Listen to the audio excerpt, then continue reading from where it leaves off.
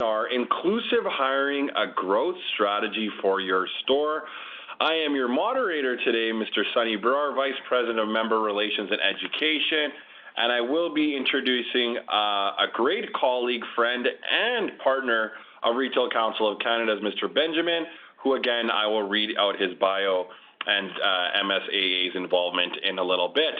So we have a packed agenda today, and really glad to see several of our members on the call today. We will be sharing with you some facts and figures with people with disabilities. We'll also get into inclusive hiring. What's the growth strategy for your store? And the inclusive hiring in your store. So really giving you some facts, some figures, some real life scenarios, and to make sure that today our members on the call get exactly what they want to hear. Now, before we dive deep and I introduce our guest, just want to let you know that this webinar is available in audio, and if you are having trouble hearing the webinar, you can log in by using the following details. You should see the number on your screen, but if you do not, you can call in toll-free, and the number is 1-844-426-4405, and that's for U.S. and Canada. The number again is 1-844-426-4485, at which time you'll be asked to type in a access code, and the access code number is 646-588-840#. All right. Now, also, just wanted to let you know, like all of our webinars, you will be given the opportunity to submit in your question. So if you look at your screen right now, right at the bottom right, you should see a WebEx's question and answer feature. Please keep in mind that we will ask the questions at the end of the session on what we're able to. And if there is a question that Benjamin and I cannot answer, we will definitely follow up with that member individually to make sure that they get those questions answered. And you see my information on there along with Accessibility's email, so feel free to contact myself at RCC. As all of our webinars, this is being recorded. So all attendees on this call will receive a web link to access the recording by email. And like all of our webinars, this webinar will also be available on Retail Council of Canada's website.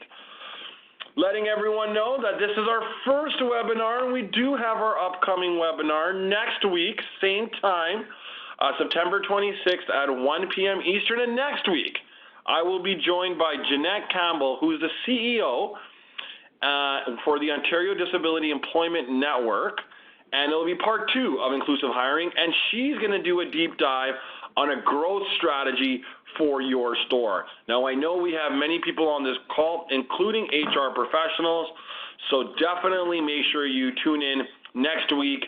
And again, you are a member of RCC, which means all employees are, so you can call in any of your peers or colleagues that work for your company to listen in and ask questions on our webinar. We also have some upcoming webinars. After that, for October, we have the Healthy Store Mental Health, Facts and Figures of Mental Health. Now, for those of you that remember last year, we are going to be doing something a little bit similar, but it's really providing stats and numbers. So you can go back to your senior management and your executive teams with some hard numbers that'll validate and even further promote your accessibility program. And then last but not least, October 26th, which is hard to believe is almost a month away, which means Halloween is around the corner, which means Christmas is around the corner, is a workplace accommodations and resources for mental health. That'll be on October 26th, 1 p.m. Eastern. So looking forward to both of those webinars in October. Again, October 17th and 26th, and the information is on your screen. Everyone, I am delighted to introduce our next guest, Mr. Benjamin St. Louis. And Benjamin has been involved with RCC for a couple of years now, and I can tell you Benjamin has a wealth of knowledge. He's been in many different areas with the government of Ontario. Benjamin has worked on removing barriers to accessibility in Ontario for almost a decade, so a wealth of experience. That work included being involved with the legislative discussions surrounding the provincial regulations as well as serving as Provincial Director of Compliance under the AODA. Now, in his current role, he is leading strategic initiatives for the Ministries for Seniors and Accessibility. And just a reminder, this used to be known as ADO, the Accessibility Directorate of Ontario.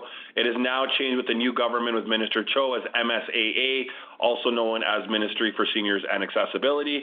Benjamin gets to work with different sectors to promote innovative projects that highlight the benefits accessibility brings to any business. So without further ado, ladies and gentlemen, our guest today, and thank you, Benjamin. Thank you so much, guys. Appreciate the offer of being able to come in here and talk to you guys. So I was just going to go through different things that we can talk about today. So I'm going to be letting Sunny kind of go over some things first to talk to you guys about, but I just wanted to say thanks for the opportunity to bring me in, and then hopefully I'll come back in and talk to you guys later. Excellent, and thanks for that, Ben. Very good adjustment with the presentation. I got to give you kudos there. So yes, I will be going back to Ben in just a little bit. But yes, the facts and figures. Did you know that over half of Canadians manage recognized disabilities every day? So I want you to think about that for a second. Is half of Canadians. Now, I will be sharing how many Canadians we have in Canada currently and the disability stat, but disability affects us all. And as Benjamin was saying, and again, before I pass it back to him, is some individuals are born with disabilities, but others will develop them over time. You know, last year when we spoke about this, many of you were surprised by this, and there was an assumption or a stigma, and we really did a deep dive. And what sticks in my mind is the spinal cord injury of Ontario when they came, and there was a stigma that people are just born with disabilities. They're not just developed over time. Anyone can become a person with disability due to accident, illness, or age, and the odds are good that we already know someone or are working with someone who has a disability, but we just don't know it yet. So when you look around your workplace, you look at your family, you look at your friends, it's a very strong chance that someone has a visible or non-visible disability. So let's get into facts and figures, and just a gentle reminder, you don't have to write all this stuff down. Everything that you are seeing on the screen today will be provided to all of our listeners on the call today. So 6.2 million people in Canada have a recognized disability. Benjamin later on is going to do a little bit deeper dive on that, but that's a huge number. Almost $115 billion in annual income of Canadians with disabilities. Almost $60 billion annual disposal income of Canadians with disabilities, and that's a billion with a B. In Canada, the friend and family population is 11.5 mil, and friend and family disposable annual income is about $341 billion. So how does this play relevance, and why is it important that you know this? For the members on the call, for your business case, it's really important that you have these metrics that you can say were provided to you by the Retail Council of Canada.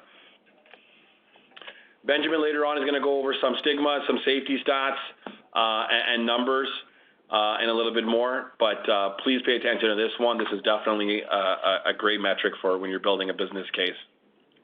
Further on to facts and figures, and I got a couple more on this, and then I will pass it to Benjamin, is that more than 1 in 10 youth in Canada have one or more disabilities. More than 4 in 10 Canadians with disabilities have a severe or very severe disability. Mental health related and learning disabilities are the most common types of disabilities among youth. And I know Michelle Quinton, the CEO of Goodwill, also spoke about this piece. And persons with very severe disabilities are 2.5 times less likely to be employed than those with mild disabilities. And again, Benjamin will be speaking to that. And almost 33% of working age adults today with more severe disabilities are living, unfortunately, in poverty. So what does that mean? Now, there's a graph that you see in front of you. I'm not going to go through every bullet point. I want to do a deep dive into Benjamin's presentation. But the information's there. Now, obviously, as we are the Retail Council of Canada, we wanted to provide retail statistics. So what you see on your screen are a bunch of numbers, but the ones I really wanted to, for you guys, for the folks on the call to pay attention to, was on the left-hand side, the last point, 10.8, so almost 11% of Canada's workforce works in retail. So that's over 2 million people, which is a very strong number. And then the $76.1 billion on the right-hand side in annual compensation is paid in 2018. So what does this mean to you?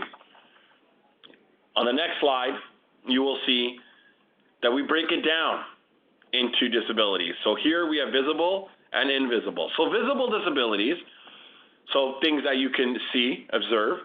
Now this market does not consist exclusively of wheelchair users, and I think that's important. I still think many people, when they hear visible disability, they automatically picture a person in a wheelchair. But Braille readers and sign language gurus, individuals with visible disabilities, constitute fewer than 30% of people with disabilities.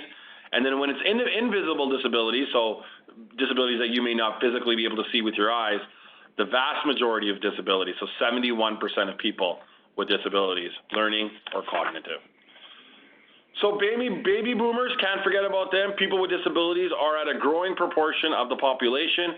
As the population of Canada continues to age, the number of individuals with disabilities will continue to grow because the prevalence of disabilities increases with age. And when it comes to friends and family, last point represents family and friends and those who understand the disability. So there's a personal connection and an emotional connection that you have with that individual or individuals. You have witnessed at first hand the challenges, the struggles of interacting with mainstream infrastructure and attitude that PWD encounter in daily life, and PWD just person with disabilities. And lastly, very passionate, driven by a mix of perceived injustice and insufficient use of the resources that persons with disabilities represent. And you know, we had a speaker last year, and she spoke about this part where she came in, she was in a wheelchair, and she couldn't even try on clothes in the changing room in the retail establishment, which we will not disclose, because that establishment was not wheelchair accessible and the changing room was too small. So people with disabilities that have friends and family, there's a little bit more personal connection and definitely a lot more understanding. So that's a great little segue, some little facts and figures, but let's do a deeper dive on this. So now I can formally pass it on to Benjamin for his presentation on the growth strategy for your store. Benjamin, thank you again. And now officially, the floor is yours. Thanks a lot, Sunny. Again, just wanted to say thanks to Retail Council of Canada for giving us the opportunity to come in here. Just reiterating that I'm working for the Ministry for Seniors and Accessibility and the Strategic Initiatives Unit. I'm the manager there. But I wanted to talk to people today about a bit of the maybe misconceptions that are out there surrounding employment regarding individuals with disabilities. So as we move on to slide 19, I wanted to first start with talking about the actual legislation that's in place. I think that sometimes there's a bit of confusion out there as to what acts or regulations are out there that they need to follow, that people need to follow, especially from an HR perspective. There are the employment standards. There's the Ontario Human Rights Code. There's the Employment Standards Act, which I understand can be a bit daunting when you're getting into this. So I wanted to speak specifically about what's required under the AODA, which is the Accessibility for Ontarians with Disabilities Act. There's a regulation that is underneath that act called the Integrated Accessibility Standards Regulation. We call it the IASR. If you Google that, you should be able to bring it up pretty easy. Within there, that holds all of the different sets of accessibility standards for the province of Ontario. And within the IASR, you'll find the employment standards. and that's specifically what I wanted to talk about today. So the employment standards are really aiming to shift employers' behavior and attitudes so that employment practices become accessible to people with disabilities. I think that rather than be prescriptive to the methods that employers have to use to meet the requirements, the standards are really written to provide employers with the flexibility to determine how they will comply and meet the intended outcomes of the requirements. There's about 8 sections in the part that speaks to the employment standards, and within those, they're pretty flexible in terms of allowing the organization to come up with how they're going to put these requirements into place. It's not a super prescriptive set of requirements. The focus of the standards is really on employers' proactivity when it comes to employment practices and accessibility. So, for example, planning for employee accommodation or planning for having emergency information available. It's about just being proactive so that if there is a situation that you can offer an accommodation or there is an emergency, you're already prepared to handle that from an accessibility perspective. The point is really for employers to provide opportunities for both prospective employees as well as existing employees to ask for accommodation and to make the process just more comfortable in it than it has been in the past. Take the stigma away from actually asking for an accommodation from an employee perspective, being able to know that they work for an organization or a company that is totally willing to have that conversation with them and engage in some sort of discussion about accommodation without it being something they're afraid to do. And just wanted to point out that, again, it is different, the sets of standards in the accessibility standards regulation when it comes to employment. They're different than the legislation such as the Human Rights Code or the Employment Standards Act, because those really provide the rights and protections for employees. So when you are looking for what an employee's rights are or the protections that are in place, those are the places to go. You want to go to the Human Rights Code, you want to go to the Employment Standards Act. What the accessibility legislation does is, again, it really just provides a bit more proactive thinking. It requires organizations to be just a bit more proactive in terms of how they would go about providing accommodation if requested. So I just wanted to kind of speak to the legislation a bit. We're going to move on to slide number 20. And it just highlights some of the myths that are out there. And I think that these, if I'm speaking to the majority of people in terms of HR on the phone, I'm sure that these myths have kind of cropped up. You've probably heard them before when it comes to hiring individuals with disabilities. And I wanted to kind of go through some numbers with you today to really dispel some of these notions. So just speaking to the different ones on there, you'll see them on the screen as we go through the next couple of slides. I want to speak specifically to those kind of issues that people think are going to happen, but in actuality, it's not the case. So moving on to slide 21, wanted to speak to the ideas, just talking about the spending power and the bottom line that comes along with the idea of employing individuals with disabilities. Again, Sunny was talking about sort of demographics out there when it comes to numbers, and just the idea that families and loved ones, along with people with disabilities, represent more than half the population, and they have a buying power that tops $40 billion. And actually, if you actually expand that globally, that's over $1 trillion from a buying power standpoint.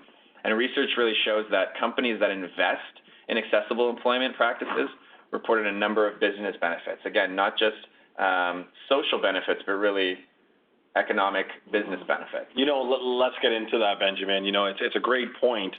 So first and foremost, the numbers that you just told us are astounding. Are you surprised by that? Question number one. And follow up, this is a validation of why, you use the word social and business case, I like that.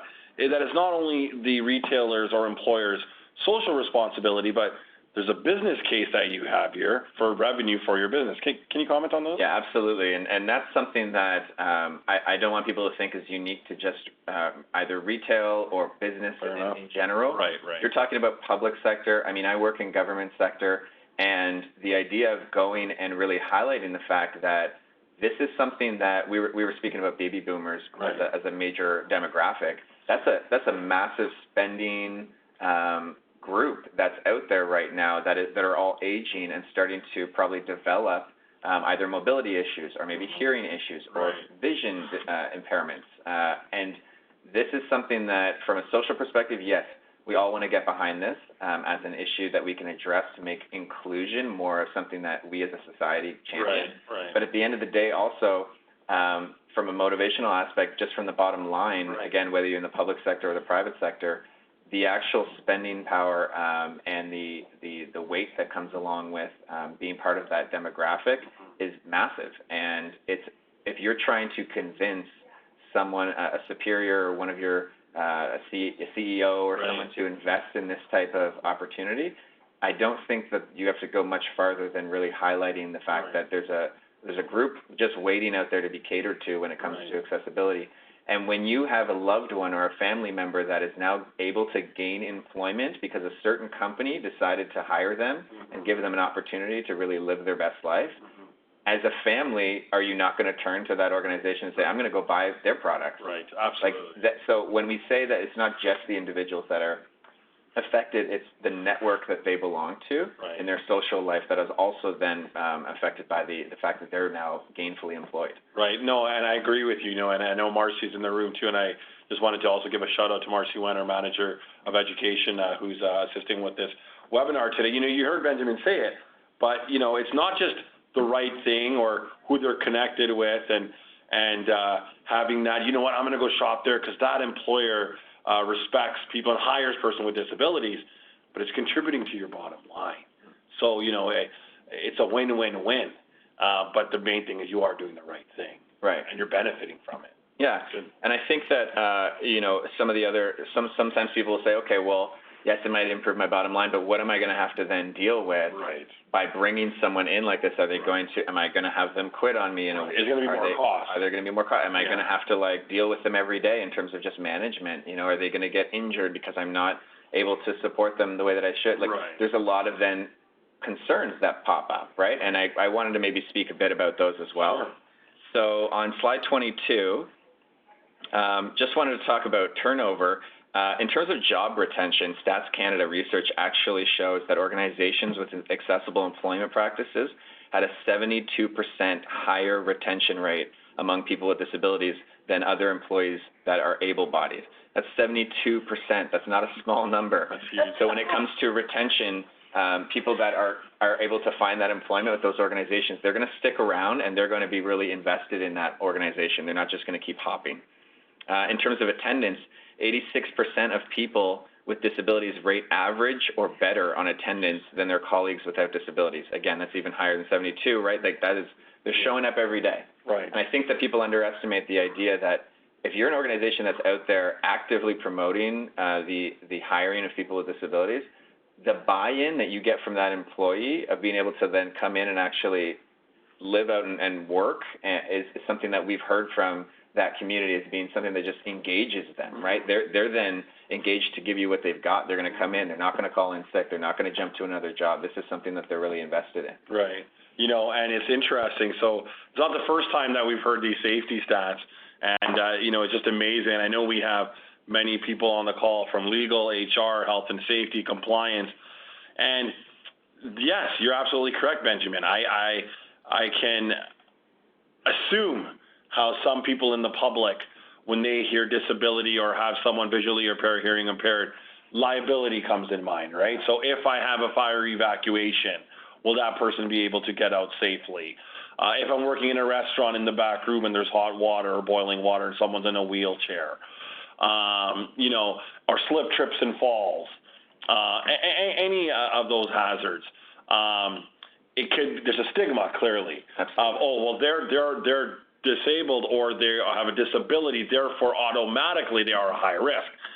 But the numbers, and again, we spoke about this last year. Mark Wafer, for those of you that don't know, owned many Tim Hortons, very, very much known in the disability world, but in the world of Canada or the country of Canada alone. But I'm paraphrasing, but Mark even said in one of his presentations that out of all the employees he hired and he worked with, he never had one incident that involved a person with a disability. So what would you say, Benjamin, your experience and clearly decade worth of expertise, why that is? Well, I think that it really comes down to the fact when it comes from a safety perspective. Yeah. These individuals are not living in a bubble in their house and then coming to work. They are going out and living their life every day. They are typically, if they're at the point of being able to seek employment, then they're someone that is able to maneuver the transit system. They're able to get to work. They're able to go through a public place without being injured. They've set up their life in a way that is probably very focused on making sure that they maintain safety. So they're probably the safest employee that you're going to have. Right. Standing around any type of machinery, or if you're dealing with any type of stairs or situations like that, there's no one more aware of their own surroundings and their safety than that individual that is probably dealing with it outside of work every single day of their life. Right. And, you know, I love how you position that, because you're right. It's not just inside work. It's going to work. It's at home. It's going to school, going anywhere. And again, I'm paraphrasing, but what we've heard before from people like Benjamin and Mark and Canadian Mental Health and CNIB is they've been, some persons with disabilities have been safety conscious since they've been born. So this is a everyday thing for them, not just a workplace. Yeah. And you know, that's for people that have lived with it their whole life. Right. I would say that also when you're dealing with, say, someone had a stroke and they are now coming back. So they were an existing employee that was an able-bodied employee. They're now coming back to your place of work, and they might need some accommodations because of maybe some issues that have come in terms of their body and how they now deal with their going through their daily life when it comes to dealing with the effects of a stroke. Well, that person is going to be learning. Again, you're concerned about their safety for the 8 hours that they're at work. They are concerned about their safety for the 24 hours of their day. Yeah. So know that they will be thinking about it, and they will be more conscious and probably safe than any of the other employees that are there. Great. Thank you for that, Benjamin. Thanks for that clarification. So just wanted to move on to slide number 23. We were talking about how people, job retention and job attendance is very, very high comparatively for individuals with disabilities. And there might be people out there saying, okay, fine, they show up to work, but I mean, like, do they actually do good work? Yes. Just getting them in the door. Maybe one of the reasons they stay is because they can just sit there and not do anything. That's, I think, a stigma out there that's in place. And I just, again, wanted to dispel some of those myths by saying that in terms of performance and work quality, 90% of people with disabilities actually rate average or better on job performances compared to their colleagues without disabilities. That's 90% of the people that come in rate better than their colleagues in terms of job performance. And 75% of Ontario small and medium-sized enterprises that employ people with disabilities have actually reported that they meet or exceed expectations. So a large majority of the individuals that are being hired are actually either meeting or exceeding the expectations. So they are not just coming in and sitting in a chair or coming in to do the work. It's actually something that is building up that organization. In terms of the safety records, just something that Sunny and I were talking about, this is just a staggering stat right here. 98% of people with disabilities rate average or better in work safety than their colleagues without disabilities. And that kind of just echoes what I was saying, is that you won't have anybody more thoughtful when it comes to safety than someone with a disability. You know, and you said, so the job performance and work quality, the 90% of people with disabilities rate average or better on job performance. Benjamin, do you feel, and I'm not saying this for everyone, but can we say that one or more factors for that case may be because they want to prove themselves? I mean, every individual is different, so I can't speak to necessarily. Right, and so I was very careful how I asked that. Yeah, no, I would say that there's probably some people out there that have that as a motivation.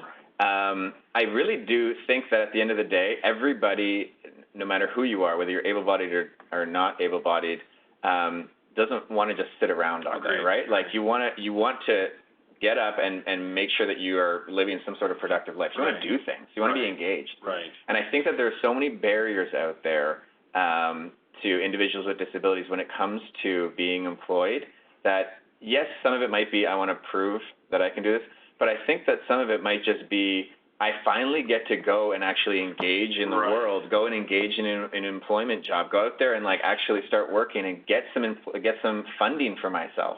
Right, like be able to support myself and any of the potential bills that I have that maybe an able-bodied person doesn't have.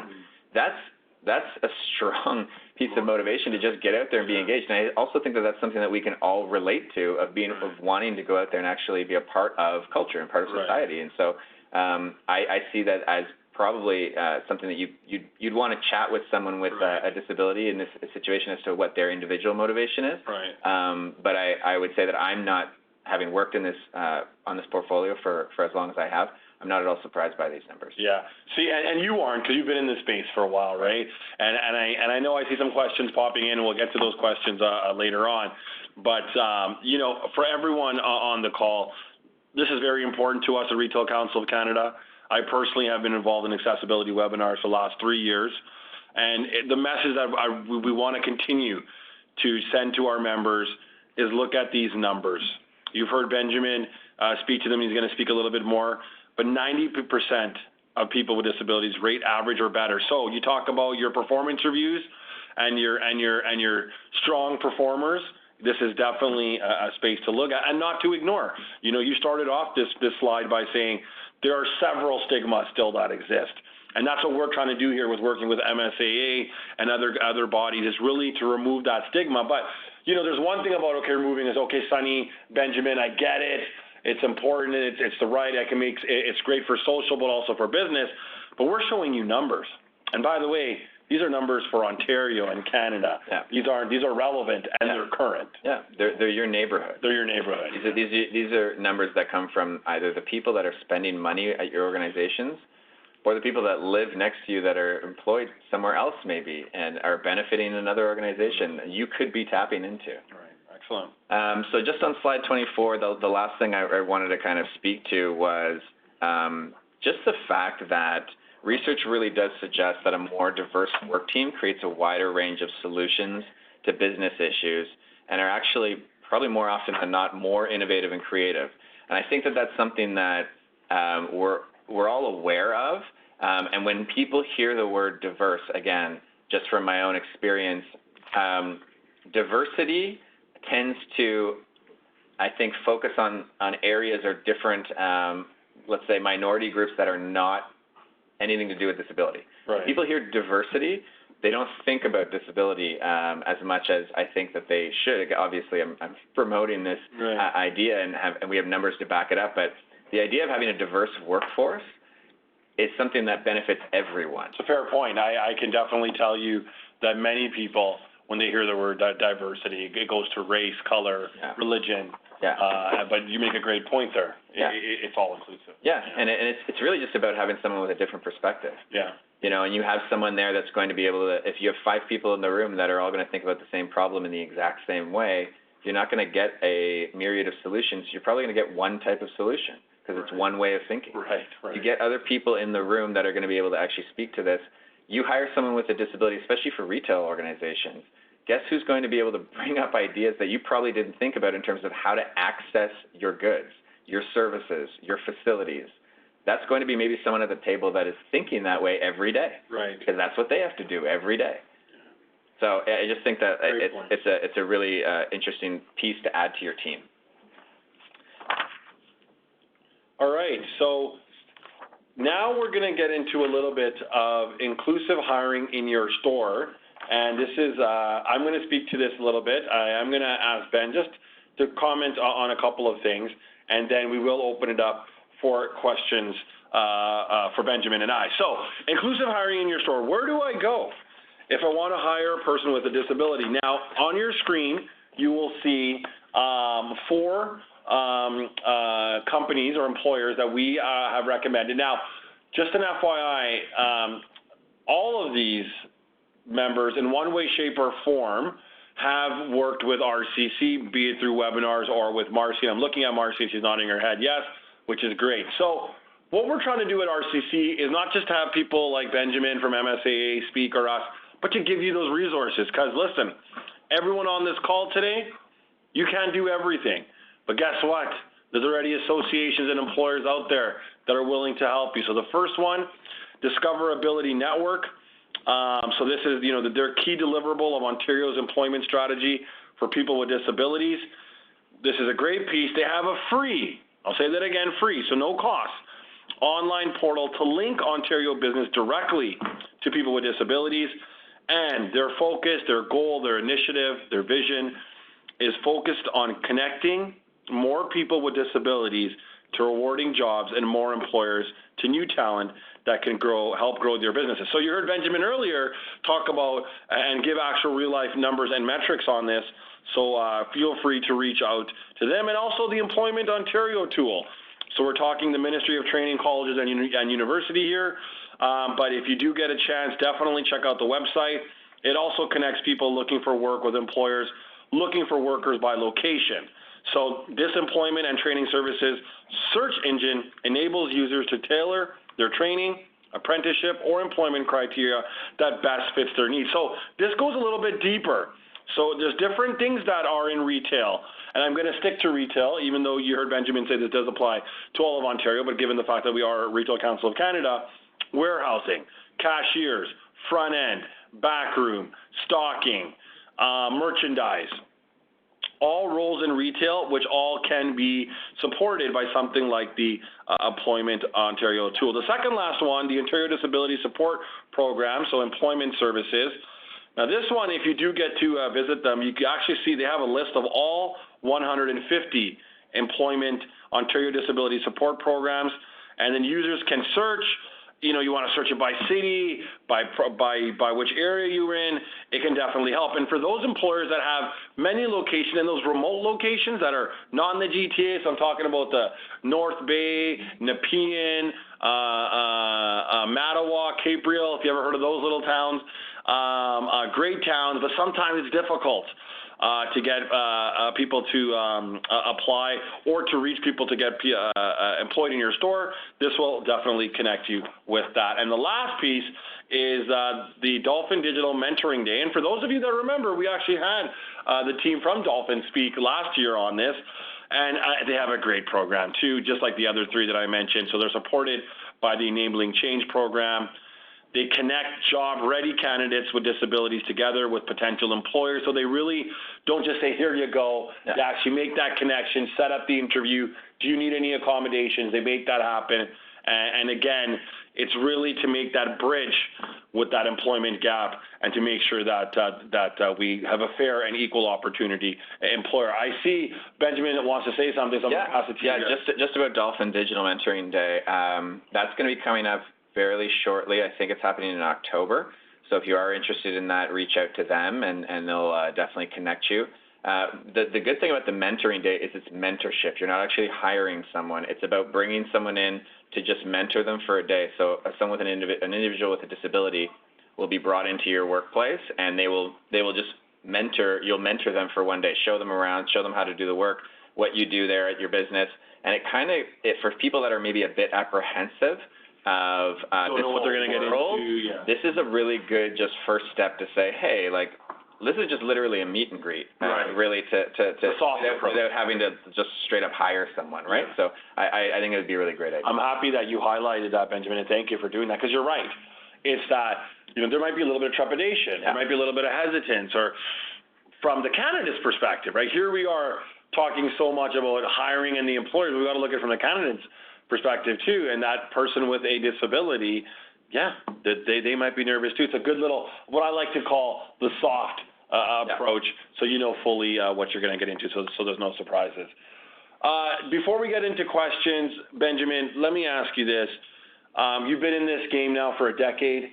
We're not on top of the hill right now, but in your opinion, are we going up the hill? And if yes, why? Yeah, no, I think that so I as you said in my bio, I come from sort of the regulatory side, where we actually, I'm old enough and have been around long enough that I remember when we were actually creating the legislation, right, to put into practice. And what we've seen really in the last 10 years is a shift from the AODA being something that people didn't even know about, to now having it be sort of the foundation that people are starting to build on top of.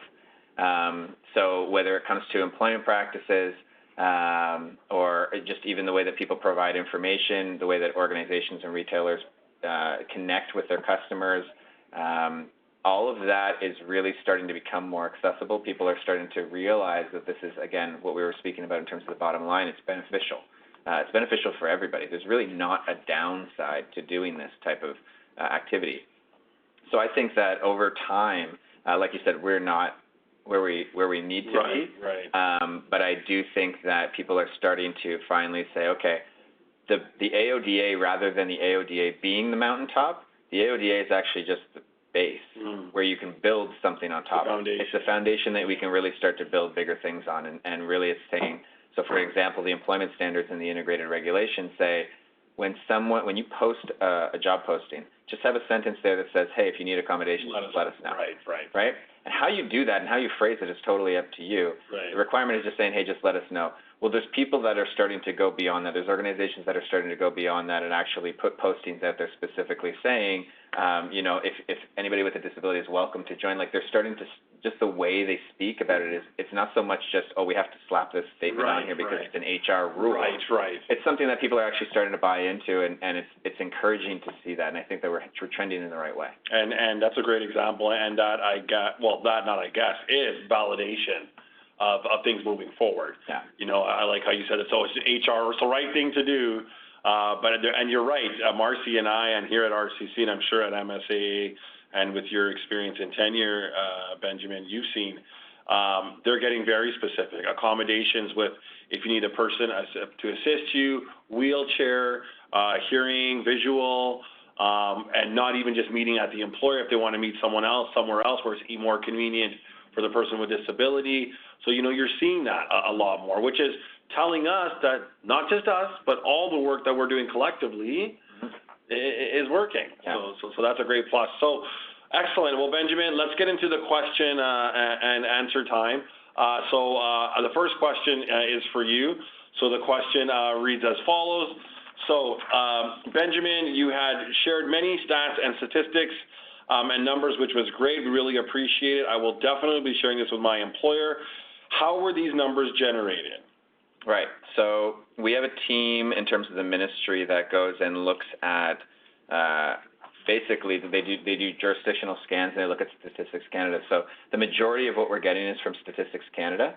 But in terms of any particular numbers that you found in this presentation, what I'd ask is that anybody, if you want to get references and be able to dive more into that particular area, we would love to have that conversation with you. So email us at accessibility@ontario.ca. I'll repeat that again. It's accessibility@ontario.ca, and I'll make sure that gets sent out when this presentation gets sent out as well. And if there's any specific number in there that you want to go through or dive into or find out where the reference is from, please email that, and we'll be able to get in touch with you with references for where we got those numbers from. I just didn't want to go through every single reference that we pulled that out from, but I anticipated someone was going to be wanting to know that, and I love that people are wanting to make sure that they find out more about it. So, like I said, StatsCan is typically where we're getting a lot of the numbers from, but we'll share with that individually if people want to know.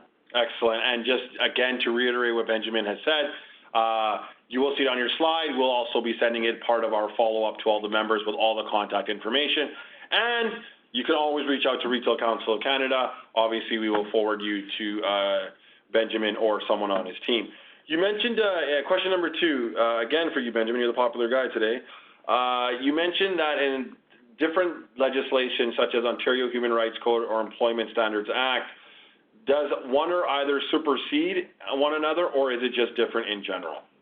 So at the end of the day, when it comes to the Human Rights Code, that is the bottom line. That is the final word. So human rights speaks to, and I'm not going to get too deep into it because I'm not a lawyer, and I would suggest you speak to your lawyers, but essentially human rights talks about the duty to accommodate up to the point of undue hardship, right? And undue hardship is a legal term that you would have to then discuss with your legal team, but there's a number of different elements to it. But essentially the employment standards when it comes to the accessibility regulations, I would say are more guidelines. They're obviously law. They're still law that you have to follow, but they are flexible in terms of how you go about implementing them. So there are certain human rights that come up when it comes to the Employment Standards Act and the OHRC, but when it comes to the accessibility legislation, it's really about handing the discussion to the employer and the employee to say, this has to happen. There needs to be some thought towards accommodation. But what that means is up to you guys to implement. And I want to highlight that is that ultimately the organization and the employer are the ones that decide what the accommodation will be. Regardless of what the employee wants it to be, the employer, according to the accessibility legislation, is the final say of what that accommodation will be. And that's also another sort of misconception that people have where they think that if I hire someone, then they're just going to be able to dictate whatever they want. Right. That's not the case. It's actually the authority and the autonomy is still left with the employer to make that. It's just that you have to have that conversation, and you have to come up with some type of accommodation.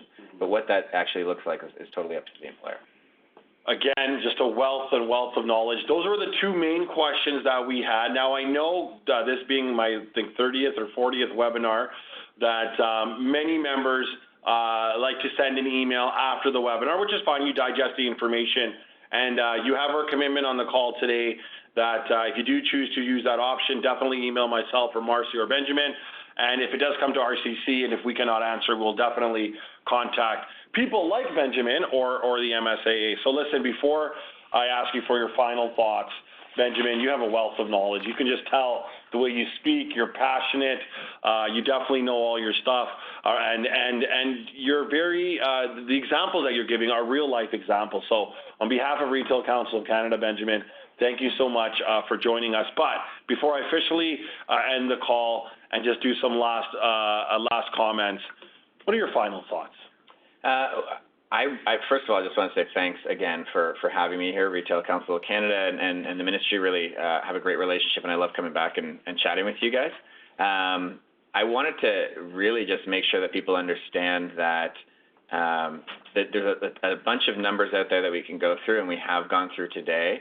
At the end of the day, really what it's about is you as an organization taking the step to try this out, right? Like it's about you guys actually engaging with this idea in an active way to see if it works for you. I have a biased opinion that I think that it very much will work out for you, but you guys won't know for sure until you actually go ahead and actually engage with this demographic in your own business. And I would say that when it comes to hiring, listen. That's my final thought is listen to the person that comes in. If you have an application that comes in that's asking for an accommodation, I think that there's sometimes a tendency to just say, ooh, I don't know if I want to take the interview. I would say you have nothing to lose by having that person come in and just listening to what they have to say, and they'll probably present a way in terms of an accommodation that they're going to be able to do some really great work for you. Excellent, and that's a great final thought. Listen. With that, thank you again, Benjamin, for that amazing presentation and great insights. Again, on behalf of Retail Council of Canada, we also, like you, enjoy our partnership and definitely looking forward to our upcoming webinars, which is a perfect segue. So just a reminder for everyone that our upcoming webinar is next week, 1 p.m. Eastern. It's inclusive hiring. And Jeanette Campbell, who is the CEO, so Chief Executive Officer, a growth strategy for your store, who comes from the Ontario Disability Support Network. Again, September 26th, same time, 1 p.m. Eastern. And also on your screen, you'll see the remaining webinars, which again, I spoke to at the beginning of the webinar on October 17th and October 26th. Well, everyone on this call, we want to thank you for joining us on our call today. Again, thank you to Benjamin and thank you to Marcy for her assistance. Wishing everyone a great and safe day.